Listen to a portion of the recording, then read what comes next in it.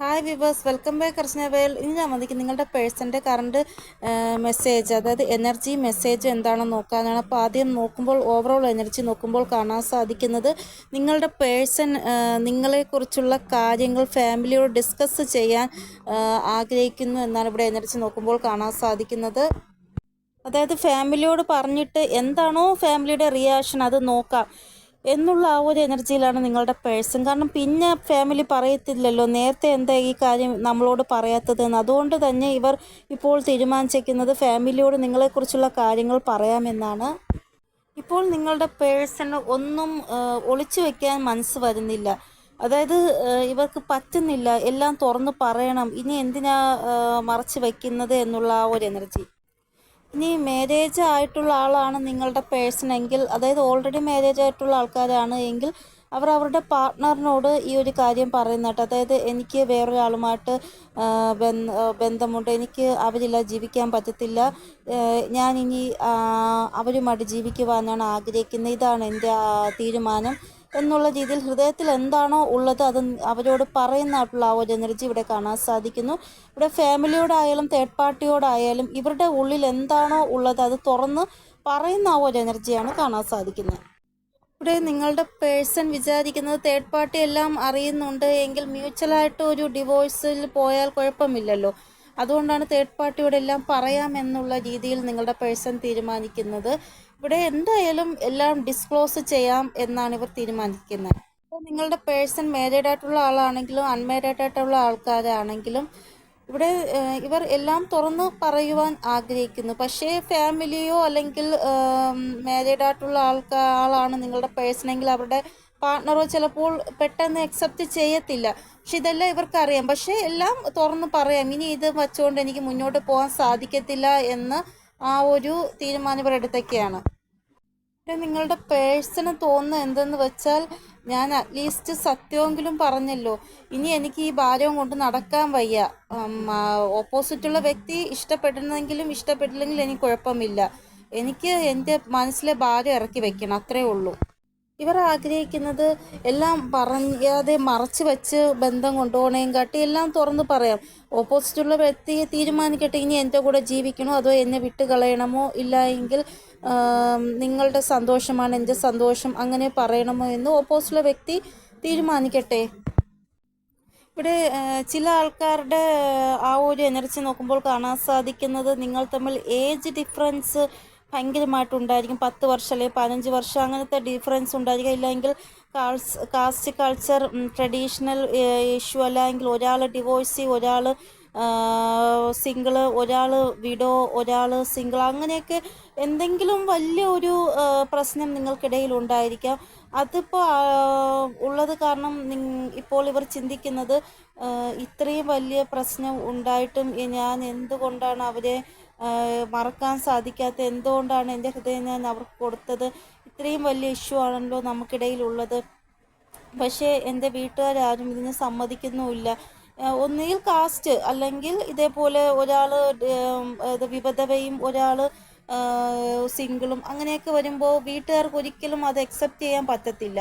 അപ്പോൾ അങ്ങനെയുള്ള സിറ്റുവേഷനിൽ നിങ്ങളുടെ പേഴ്സൺ ചിന്തിക്കുന്നത് എനിക്ക് അവരെ മറക്കാൻ സാധിക്കുന്നില്ല, എൻ്റെ ഹൃദയം അവരുടെ കയ്യിലാണ്, അവരുടെ ഹൃദയം എൻ്റെ കയ്യിലാണ്, എനിക്ക് ഒട്ടും അവരില്ല ജീവിക്കാൻ പറ്റത്തില്ല, എന്തായാലും എല്ലാം വീട്ടുകാരോട് തുറന്ന് പറയാം. അങ്ങനെയാണ് ഇങ്ങനെയുള്ള സിറ്റുവേഷൻ നിങ്ങളുടെ പേഴ്സൺ ചിന്തിക്കുന്നത്.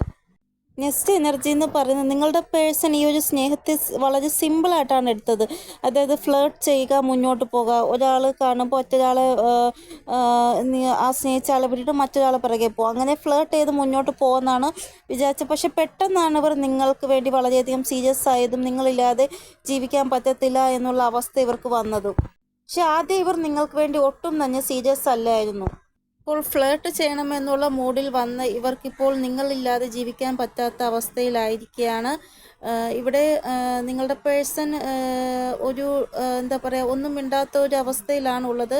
കാരണം ഇവർക്ക് എന്ത് പറയണമെന്നറിയത്തില്ല. നിങ്ങളോടുള്ള സ്നേഹം അത്രമാത്രം കൂടിയത് കാരണം ഇവർക്ക് നിങ്ങളെ വിട്ട് പോകാൻ സാധിക്കുന്നില്ല. നിങ്ങൾക്ക് ചിലപ്പോൾ തോന്നാം ഇവരെന്താ ഇങ്ങനെ ഒന്നും മിണ്ടാതിരിക്കുന്നത്, ഒരു സംസാരമോ ഒന്നും തന്നില്ല, മെസ്സേജോ കോളോ ചെയ്യുന്നില്ല എന്ന്. ഇവരുടെ ആ ഒരു അവസ്ഥ ഇതാണ്. ഇവർ ഫ്ലേർട്ട് ചെയ്യണമെന്ന് വന്നു, പക്ഷേ നിങ്ങളില്ലാതെ ഇവർക്ക് പറ്റുന്നില്ല ആ ഒരു അവസ്ഥ. നിങ്ങളിൽ പല ആൾക്കാരുടെയും പേഴ്സൺ അറിയാം ഈ ഒരു സിറ്റുവേഷൻ ഹാൻഡിൽ ചെയ്യുക എന്നുള്ളത് വളരെ എളുപ്പമുള്ള കാര്യമല്ല എന്ന് പല ആൾക്കാർക്കും അറിയാം. പക്ഷേ അവർക്ക് പറ്റുന്നില്ല നിങ്ങളില്ലാതെ. കാരണം ഈ ഒരു സിറ്റുവേഷനിൽ പല ആൾക്കാരും ഓപ്പോസിറ്റായിട്ട് നിൽക്കും, നിങ്ങൾക്ക് ഓപ്പോസിറ്റായിട്ട്. അതായത് ഇഷ്ടപ്പെടാത്ത ആൾക്കാരുണ്ടായിരിക്കാം, അത് ചിലപ്പോൾ ഇവരുടെ ഫാമിലിയിലുള്ളവരായിരിക്കാം. അതായത് നിങ്ങളും ഇവരുമായിട്ടുള്ള ആ ഒരു ബന്ധം അക്സെപ്റ്റ് ചെയ്യാത്ത ആൾക്കാർ ഓപ്പോസിറ്റ് വ്യക്തികളായിട്ട് നിൽക്കും, അതായത് എതിർക്കുന്നവരായിട്ട് നിൽക്കും അവർ. അങ്ങനെയുള്ള സിറ്റുവേഷനിൽ ഓപ്പോസിറ്റ് വ്യക്തികളെ എതിർക്കുക എന്നുള്ളത് വളരെ ഈസി ആയിട്ടുള്ള കാര്യമല്ല. ഓപ്പോസിറ്റ് നിൽക്കുന്ന ചിലപ്പോൾ ഇവിടെ അച്ഛനോ അമ്മയോ ആയിരിക്കും, അവരെ എങ്ങനെയാണ് എതിർത്ത് നിൽക്കുക, അതും ഒരു ഈസി ആയിട്ടുള്ള കാര്യമേ അല്ല. ഇവിടെ ഈ ഒരു കാര്യം ആലോചിച്ചവർ ഭയങ്കര ഡിപ്രസ്സിലുമാണ്, വിഷമത്തിലുമാണ്, എന്ത് ചെയ്യണമെന്ന് അറിയത്തില്ല. പക്ഷെ എന്തായാലും കുഴപ്പമില്ല, എൻ്റെ മനസ്സിലെ ഭാരം ഞാൻ തുറന്ന് പറയും. ഓപ്പോസിറ്റുള്ള വ്യക്തിക്ക് അത് എങ്ങനെ വേണോ എടുക്കാം, പക്ഷെ ഇനി എനിക്ക് ഈ ഭാരം കൊണ്ട് നടക്കാൻ പറ്റത്തില്ല. അപ്പോൾ ഈ രീതിയിലുള്ള ഒരു എനർജിയാണ് നിങ്ങളുടെ പേഴ്സൻ്റേത്, അല്ലെങ്കിൽ സിറ്റുവേഷൻസ് ആണ് നിങ്ങളുടെ പേഴ്സൻ്റേത് എന്നാണ് ഇവിടെ കാണാൻ സാധിക്കുന്നത്. ഇനി അവരുടെ മെസ്സേജ് എന്താണ് നിങ്ങൾക്കായിട്ടുള്ളത് എന്ന് നോക്കാം. ഫസ്റ്റ് മെസ്സേജ്, നിങ്ങളുടെ പേഴ്സൺ ചിലപ്പോൾ വീട്ടുകാരുടെ ഇഷ്ടത്തിന് ഓൾറെഡി മാരീഡ് ആയിട്ടുള്ള ആളായിരിക്കാം. ഇല്ല എങ്കിൽ നിങ്ങൾ വീട്ടുകാർ പറയുന്നത് കേട്ട് നിങ്ങളുടെ പേഴ്സണെ മാരേജ് ചെയ്യാതെ വേറൊരാളെ മാരേജ് ചെയ്തതാണ്. പക്ഷെ ഇപ്പോൾ നിങ്ങളോ അവരോ ആ ഒരു ബന്ധത്തിൽ സന്തോഷവാനോ സന്തോഷവതിയോ അല്ല. ഇവിടെ ലൈഫിൽ ഒരു ചേഞ്ച് കൊണ്ടുവരുവാനാണ് ആഗ്രഹിക്കുന്നത് നിങ്ങളുടെ പേഴ്സൺ. അതായത് കഴിഞ്ഞ് പോയ പാസ്റ്റിൽ ഇവർ എന്തോ തെറ്റ് ചെയ്തു, അതായത് വീട്ടുകാർ പറയുന്ന കേട്ട് വീട്ടുകാർ ഇഷ്ടമുള്ള ആളെ മാരേജ് ചെയ്തു. ഇപ്പോൾ ആ ഒരു ബന്ധത്തിൽ ഒട്ടും തന്നെ ഹാപ്പിയല്ല. അതുകൊണ്ട് അതിലൊരു ചേഞ്ച് കൊണ്ടുവരുവാൻ ഇവർ ആഗ്രഹിക്കുന്നു. ഇനി നിങ്ങളുടെ പേഴ്സൺ സിംഗിളാണ്, നിങ്ങളും സിംഗിളാണ് എങ്കിൽ ഇവർ എന്തെങ്കിലും മോശമായ രീതിയിൽ നിങ്ങളോട് ബിഹേവ് ചെയ്തിട്ടുണ്ടാകാം. അപ്പോൾ നിങ്ങൾ വിഷമിച്ച് പിണങ്ങിയിരിക്കുന്നുണ്ടാകാം. അപ്പോൾ ഇവരുടെ ആ ഒരു സ്വഭാവത്തിൽ ഒരു ചേഞ്ച്, നിങ്ങളെ വിഷമിപ്പിച്ചിട്ടുണ്ടെങ്കിൽ അതിലൊരു ചേഞ്ച് കൊണ്ടുവരുവാൻ ഇവർ ആഗ്രഹിക്കുന്നു.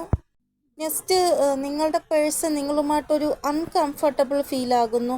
ഒന്നുകിൽ നിങ്ങൾ ഭയങ്കര ഡൊമിനേറ്റ് ആയിട്ടുള്ള ഒരു വ്യക്തിയായിരിക്കാം, ഇല്ല എങ്കിൽ നിങ്ങൾ ഭയങ്കര അഗ്രസീവായിട്ടുള്ള ഒരു വ്യക്തിയായിരിക്കാം, ഇല്ല എങ്കിൽ നിങ്ങൾ അവർക്ക് റെസ്പെക്റ്റ് കൊടുക്കുന്നില്ല, എപ്പോഴും അവരെ ഒരുമാതിരി താഴ്ത്തി കെട്ടും പോലെ സംസാരിക്കുന്നുണ്ടാകും, ഇല്ല എങ്കിൽ ഭയങ്കര തിരിച്ച് മറുപടി പറയുന്ന സ്വഭാവം നിങ്ങൾക്ക് വന്നു കാണും, അഹങ്കാരമായിട്ടുള്ള സംസാരം. അപ്പോൾ ഇതൊക്കെ നിങ്ങളുടെ പേഴ്സൺ ഒരു അൺകംഫർട്ടബിൾ ഫീൽ ആകുകയാണ് നിങ്ങളുമായിട്ട്.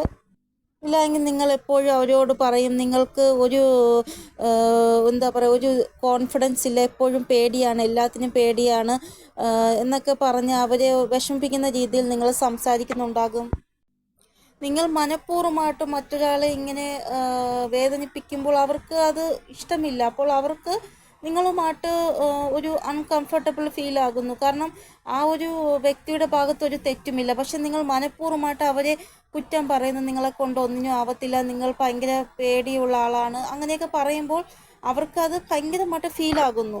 നെക്സ്റ്റ് മെസ്സേജ്, ചില ആൾക്കാരുടെ പേഴ്സണെ അറിഞ്ഞുകൂടാ എന്തുകൊണ്ടാണ് നിങ്ങളുമായിട്ട് ഒരു അൺകംഫർട്ടബിൾ ഫീൽ ആകുന്നത് എന്ന്. ചില സമയം ഹസ്ബൻഡ് വൈഫിൻ്റെ ഇടയിലും ഇതേപോലെ സിറ്റുവേഷൻ വരാറുണ്ട്. ഹസ്ബൻഡിന് വൈഫിനോട് ഒരു കുറ്റം ഉണ്ടാകും, എനിക്ക് നിങ്ങളുമായിട്ട് ജീവിക്കാൻ സാധിക്കുന്നില്ല, നിങ്ങളുമായിട്ട് എനിക്കൊന്നും തന്നെ നല്ലതായിട്ട് പോകുന്നില്ല, അങ്ങനെയൊക്കെ ചിലപ്പോൾ വൈഫ് ഹസ്ബൻഡിനോ കുറ്റം പറയും, അല്ലെങ്കിൽ ഹസ്ബൻഡ് വൈഫിനോട് കുറ്റം പറയും.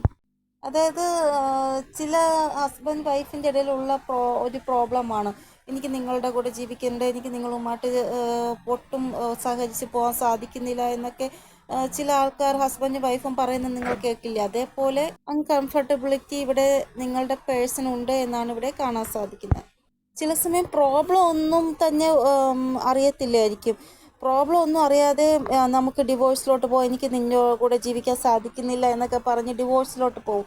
പക്ഷേ എന്താണ് പ്രോബ്ലം എന്ന് മനസ്സിലാക്കി അതിനൊരു സൊല്യൂഷൻ കണ്ടുപിടിച്ചാൽ ഈ ഡിവോഴ്സ് കേസൊക്കെ നമുക്ക് മാറ്റാവുന്നതേ ഉള്ളൂ. പക്ഷേ പ്രോബ്ലം അറിയാതെ തന്നെ ഡിവോഴ്സിലോട്ട് പല ആൾക്കാരും പോകുന്നു. അപ്പോൾ നിങ്ങളുടെ മാരേജ് ലൈഫിലും നിങ്ങൾക്കും ഇങ്ങനെ തോന്നുകയാണ്, എനിക്ക് ഒരു താല്പര്യം വരുന്നില്ല എൻ്റെ പേഴ്സൻ്റെയോട്, എനിക്ക് പറ്റുന്നില്ല ഇവരുടെ കൂടെ ജീവിക്കാൻ, അങ്ങനെയൊക്കെ തോന്നുന്നുണ്ടെങ്കിൽ ആദ്യം ആ പ്രോബ്ലം എവിടെ നിന്നാണ് വന്നത് എന്ന് കണ്ടുപിടിച്ച ശേഷം അതിൻ്റെ ആ ഒരു സൊല്യൂഷൻ കണ്ടുപിടിക്കുക, അല്ലാതെ നേരെ ഡിവോഴ്സിലോട്ട് പോകരുത് എന്നാണ് എനിക്ക് പറയാനുള്ളത്. നെക്സ്റ്റ് മെസ്സേജ്, നിങ്ങൾ ഇവരെ ഇഗ്നോർ ചെയ്യുന്നുണ്ടെങ്കിൽ ഇവർക്ക് തോന്നുന്നത് നിങ്ങൾ ഒരിക്കലും ഹാപ്പി അല്ല ഇവരുടെ കൂടെ, അതുകൊണ്ടാണ് നിങ്ങൾ ഇവരെ ഇഗ്നോർ ചെയ്യുന്നത് എന്നാണ്. ഇനി ഇവരാണ് നിങ്ങളെ ഇഗ്നോർ ചെയ്യുന്നത് എങ്കിൽ നിങ്ങൾക്ക് ഇങ്ങനെ ഒരു തോന്നൽ വരും. ഇവിടെ നിങ്ങളില്ലാതെ ഇവർക്ക് അങ്ങനെ ഒരു ലോകം ഇമാജിൻ ചെയ്യാൻ പോലും പറ്റത്തില്ല എന്നാണ് നെക്സ്റ്റ് മെസ്സേജ്. അതായത് നിങ്ങളുമായിട്ട് ഒരു അൺകംഫർട്ടബിലിറ്റി ആയിരിക്കാം, പക്ഷെ എന്നാൽ പോലും നിങ്ങളില്ലാതെ ഇവർക്ക് ജീവിക്കാൻ സാധിക്കത്തില്ല. ഇവരുടെ ഹോൾ ലൈഫ് നിങ്ങളുടെ കൂടെ ജീവിക്കുവാനാണ് ഇവർ ആഗ്രഹിക്കുന്നത് എന്നാണ് നെക്സ്റ്റ് മെസ്സേജ്. അപ്പോൾ ഇതൊക്കെയാണ് മെസ്സേജ്. നിങ്ങൾക്ക് ഏതാണ് റെസൊനേറ്റ് ആയത് അത് എടുക്കുക. ഇനി ഒരു എനർജി എപ്പോഴാണ് റെസൊനേറ്റ് ആകുന്നത് എന്ന് നോക്കുമ്പോൾ മിനിമം 20 മണിക്കൂറിനുള്ളിൽ, മാക്സിമം 2 ദിവസത്തിനുള്ളിൽ ഒരു എനർജി റെസൊനേറ്റ് ആകുമെന്നാണ് ഇവിടെ കാണാൻ സാധിക്കുന്നത്. ഈ ഒരു കാര്യങ്ങളൊന്നും അവർ നിങ്ങളോട് പറഞ്ഞില്ല എങ്കിൽ പോലും അവരുടെ ഇമോഷൻസ് വെച്ച് നിങ്ങൾക്ക് മനസ്സിലാക്കാൻ സാധിക്കും നിങ്ങളുടെ പേഴ്സൺ ഏത് എനർജിയിലാണ് ഉള്ളത് എന്ന്. അപ്പോൾ ഇതാണ് റീഡിംഗ്. എന്തെങ്കിലും ഗൈഡൻസ് കിട്ടിക്കാണുമെന്ന് വിചാരിക്കുന്ന എൻ്റെ റീഡിങ്ങിലൂടെ. ഇനിയൊരു പുതിയ റീഡിങ്ങുമായി വരുന്നത് വരെ എല്ലാവർക്കും ബൈ. ഓം നമഃ. Thank you so much.